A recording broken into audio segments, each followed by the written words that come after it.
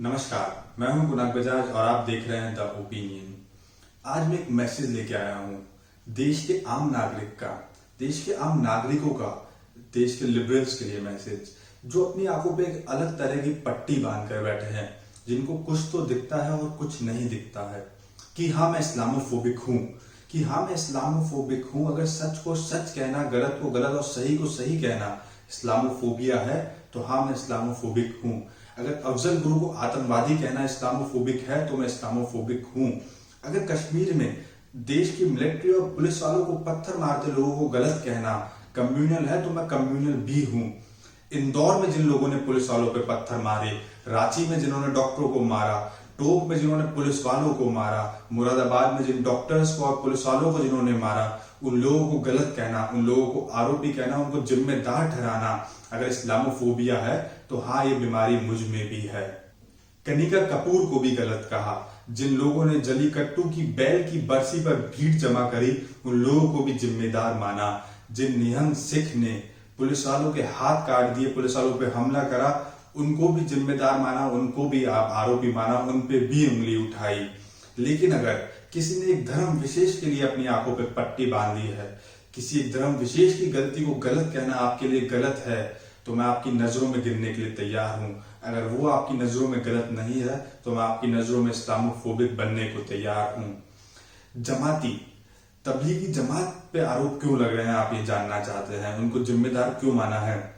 Police वाले उन लोगों से 21 तारीख से विनती कर रहे थे, वो जगह खाली करने के लिए बार बार प्रार्थनाएं कर रहे थे, लेकिन उनको इजाजत नहीं मिली, उनको बाहर नहीं निकाला गया और पुलिस वालों को अंदर घुसने की इजाजत तक नहीं दी।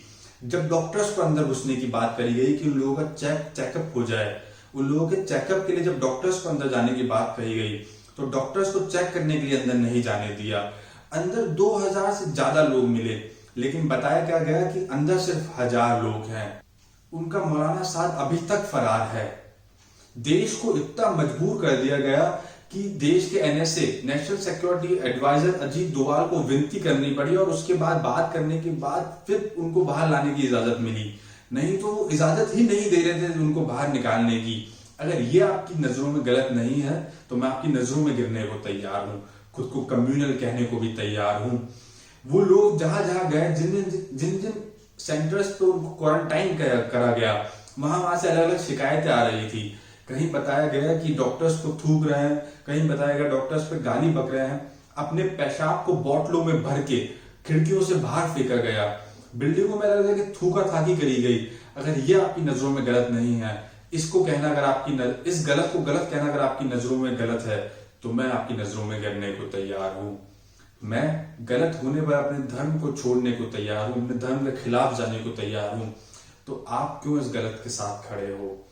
मैं अपने देश के लिए अपने धर्म के खिलाफ जाने को तैयार हूं, तो आप क्यों इस कट्टरपंथ के साथ खड़े हो?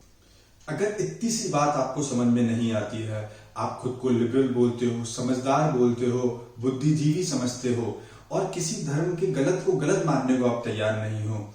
कई धर्मों में गलतियां होती है, किसी भी धर्म को की गलतियों को छुपाना कभी नहीं चाहिए। अगर ये बात आपको समझ में नहीं आती है कि गलती को छुपाने से गलती और बड़ी बनती है, जो आज चीज छोटी है वो कल और बड़ी बनती है, अगर ये आपको समझ में नहीं आता है, तो ऐसे सेक्युलरिज्म को मैं नहीं मानता हूं, ऐसे सेक्युलर बनने को मैं तैयार नहीं हूं, ऐसे सेक्युलरिज्म को मैं त्यागता हूं।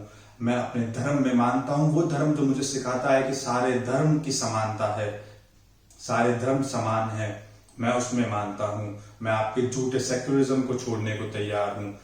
जय हिंद, जय भारत।